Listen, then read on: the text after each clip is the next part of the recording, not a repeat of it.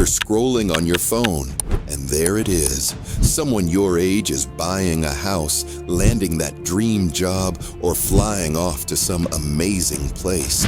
And that feeling creeps in, that knot in your stomach, that little voice whispering, "You're falling behind."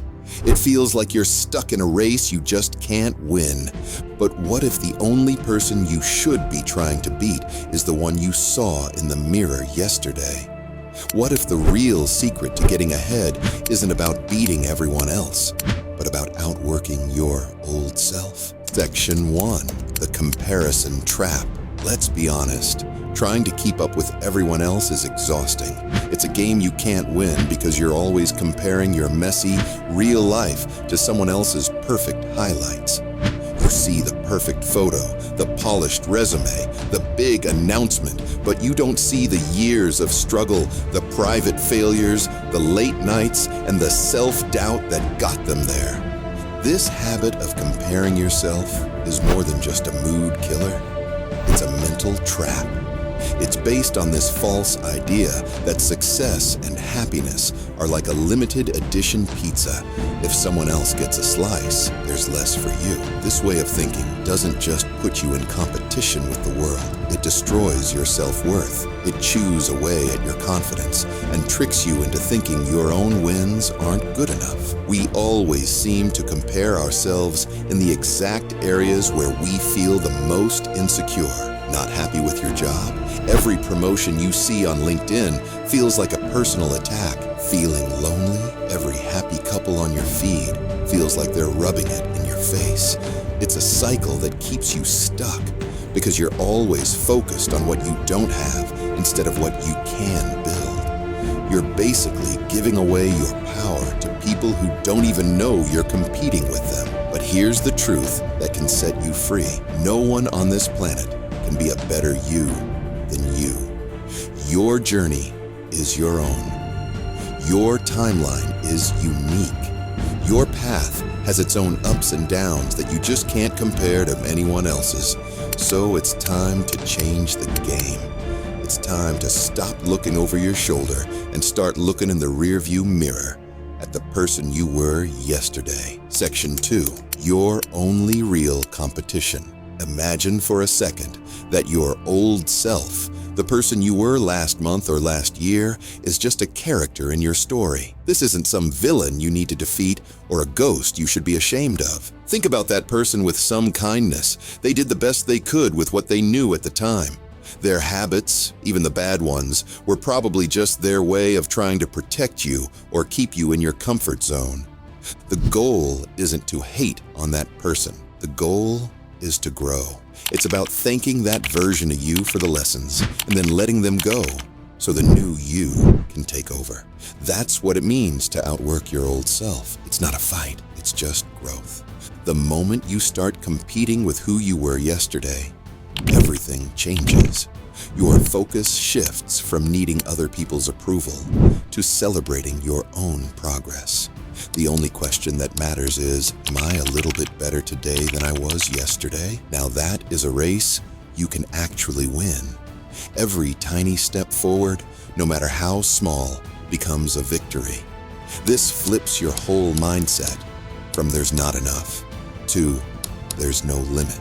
Suddenly, there's no ceiling on how much better you can become. This approach turns jealousy into fuel.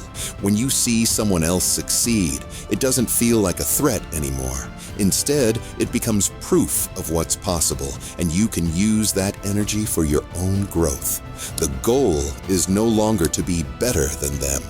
It's to be better than you used to be. Section 3, changing your story. This all sounds good, but how do you actually do it?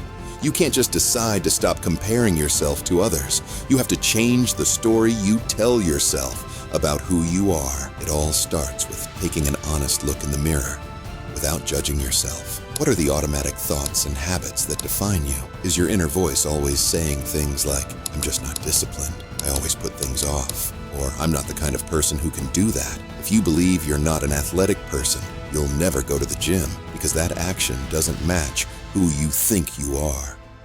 You end up proving yourself right every time. To break that cycle, you have to decide who your new self is. And this isn't about faking it till you make it.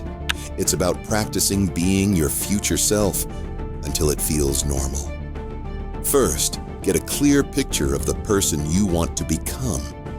What does the version of you who has already achieved your goals believe about themselves? How do they talk to themselves? How do they handle a bad day? Write it all down. Get specific. Second, you have to challenge the old programming with kindness. So many of us think being hard on ourselves is the key to getting motivated, but it's actually the opposite. Being overly critical just shuts down your brain's ability to learn. Being kind to yourself, on the other hand, makes you more resilient. It lets you see a setback, not as proof that you're a failure, but as a chance to learn. So when that old negative thought pops up, don't fight it. Just notice it and reframe it. Instead of, "I'm so lazy for skipping the gym," try, "My body needed a rest today. I'm becoming a person who listens to their body and stays consistent, so I'll go tomorrow." It's about treating yourself like you would treat a good friend.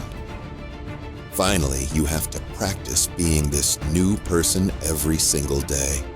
Your old self-image had years of reinforcement. Your new one needs practice to take over. Use affirmations that feel real to you. I am becoming someone who keeps their promises to themselves. Picture yourself going through your day as this new person.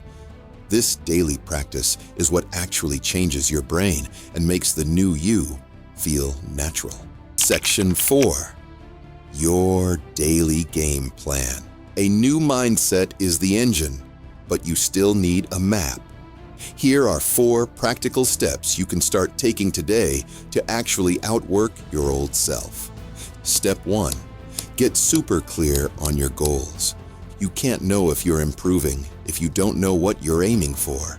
Vague goals like get healthier are impossible to track. You need specific goals you can measure. Break them down into tiny daily or weekly actions. For example, get healthier becomes, I will walk for 30 minutes 4 times this week, and I will drink 8 glasses of water every day. These small wins are what build momentum that can't be stopped. Step 2, track your progress so you can see it.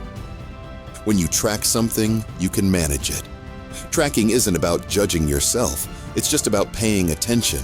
Use a habit tracking app, a simple notebook, or a calendar on the wall. At the end of each day, check off whether you did your small action. This does more than keep you accountable. It creates a visual record of your effort. On days where you feel like you're going nowhere, you can look back at your tracker and see a chain of wins proving that you are showing up for yourself. Step 3. Measure your time and effort. Don't just track if you did something. Track how much focused effort you put in. If your goal is to learn a new language, log the actual minutes or hours you spend really practicing. This gives you a clear picture of your commitment and helps you see where your time is really going. You might be surprised to find you're spending way less time on your goals than you thought, and that's a powerful thing to realize. Step 4. Do a weekly check-in. Progress isn't just about doing things. It's about learning from what you've done. Set aside 10 or 15 minutes every week to reflect. Look at your tracker and ask yourself, what went well this week? Where did I get stuck? What did I learn? And what's one thing I can do differently next week? This simple check-in helps you spot patterns, celebrate your wins, and change your plan so you don't stay stuck for long. If this is making sense to you, do me a favor, pause for a second and head down to the comments. I want you to answer this question. What is the #1 belief about your old self that you are ready to let go of, starting today? By writing it down, you're taking the first real step in claiming your new identity. And hey, while you're down there, if you got any value out of this, hit that like button and subscribe for more tips on how to build a life that feels like your own.